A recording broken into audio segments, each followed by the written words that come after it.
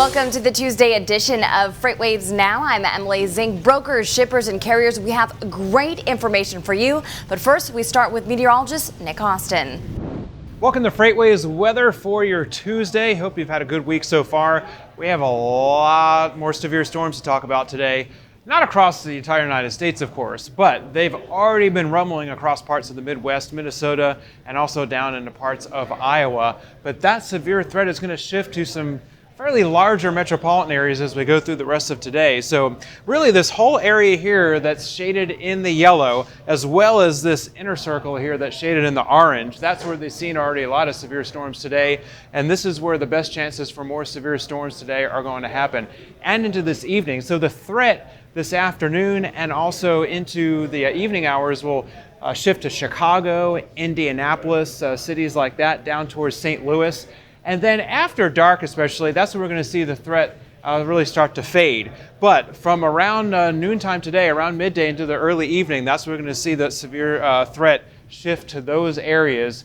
There could be some storms popping up in parts of the Northeast. Most of those won't be severe, so that's the good news. Now we're going to talk about heat. Still a lot of excessive heat with temperatures way up into the mid and upper 90s. Heat index of 105 to 115 from areas like Oklahoma City up towards Tulsa, down across much of Texas, Fort Smith, Arkansas, and many other spots across the plains, as well as the Southwest.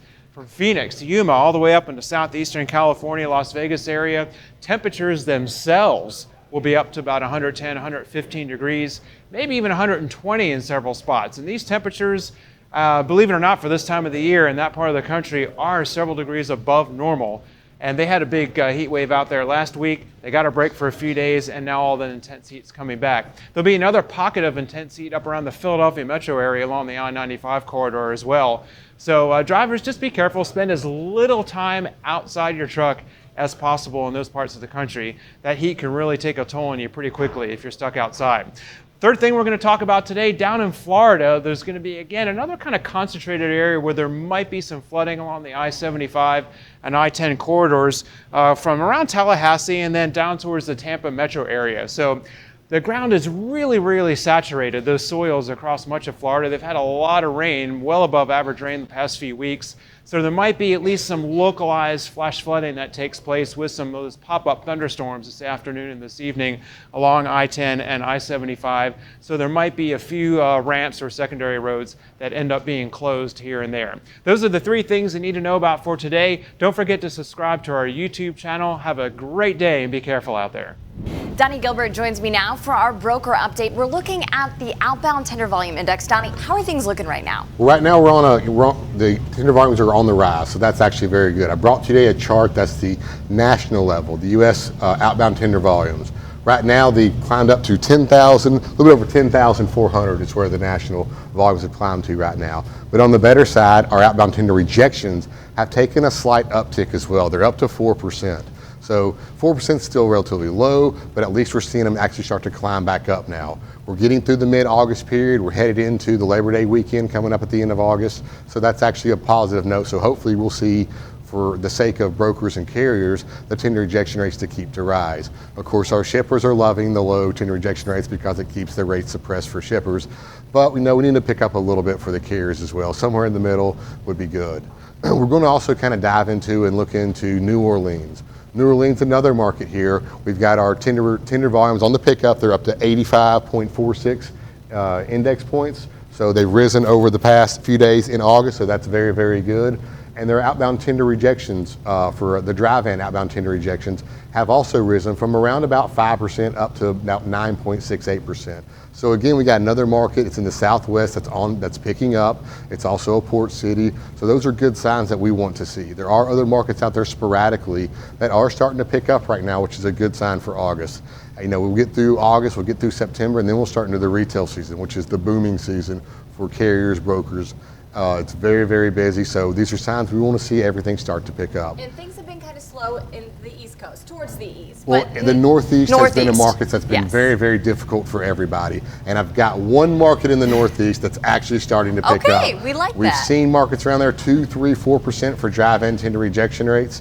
Erie, PA has picked up to just over 10%. We're at 10.8 6%, which is very good. Now, it's a very, very small market, and it's kind of remote, but I want to see changes. I want to see things increasing, and these are markets that you need to use your sonar and find and dive into, and maybe you can find some better rates for you and your carriers. So if you're a broker, you probably weren't looking at the Northeast recently because things just haven't been great, but you're saying today, look at Erie, PA, and kind of check this region out.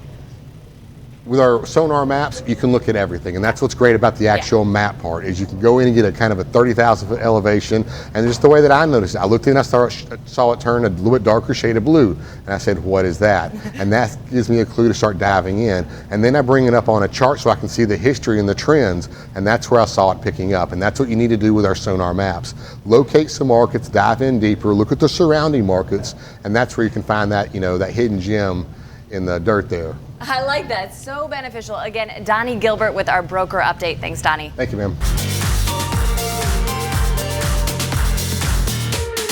It's time for your Tuesday edition of the Carrier Update, sponsored by AT&T Business. My name is Kyle Cunningham. Let's go ahead and jump in. Exciting things happening for the outbound tender volume USA. Now we're looking at a 4.2% increase in volumes from March 1st, 2018. That sounds complicated, but guess what? That means good news all around for carriers. That's talking about a lot of optionality. So this yellow line here is our outbound tender volume. You can see it ebbs and flows. We've got periods of holidays where it's going to drop down. Those tenders are not rolling out. As soon as they come back, you can see blazing right back in. So here's what's interesting. If you look at the general trend of our blue mountain here, your outbound tender reject index, in comparison with your outbound tender volume, from July of this year, you have seen an absolute drop off yet again of the outbound tender reject, while the outbound tender volume is reaching all-time highs. So what does that say? That's a lot of optionality out there for carriers, but there's a lot of capacity in the market driving those rates down. You've got to stay rolling. You've got to keep your trucks moving. And speaking of that, let's go ahead and take a look next. Erie, Pennsylvania, big moves today. So we're talking 10.66 on the outbound tender reject index. That's 0.66 above a carrier-dominated market sentiment. So you can see here yet again your yellow line, your outbound volume for Erie itself, shooting up in same regard to the outbound rejections. In terms of optionality, you've got choices, a lot of outbound and not as much inbound. So a great market for carriers to take a look at today. Let's move over next, talking about Rapid City, South Dakota. Now a pretty quiet market all around, but same story in terms of optionality. A 77% increase as of yesterday in terms of outbound tender rejections to bring it to 18.6. Now that's a very favorable number for carriers, but here's the interesting thing.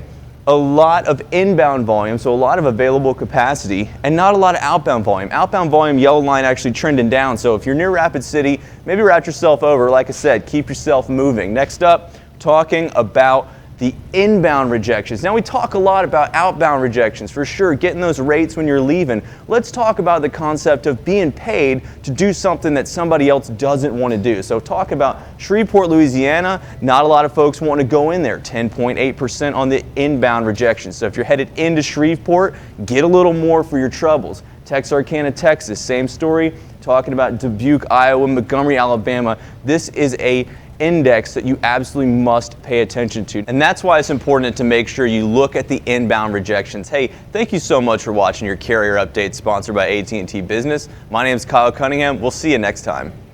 Improve your fleet's efficiency with AT&T Fleet Complete, a 4G solution for tracking vehicles and simplifying ELD compliance. AT&T Fleet Complete, delivering fleet solutions for every business. Economist Anthony Smith joins me now, and we are talking housing starts, just one of the indicators for the overall strength or weakness of the economy right now. Right. What are we looking at with these numbers? So with these numbers, we have in the green line total housing starts for the overall U.S. and of course in the red line the 6-month moving average to see where the overall trend is. And so when we see the green line total housing starts, we see that there was a 4% decline from the month of June. So July, third quarter, off to a rough start so far. Yeah.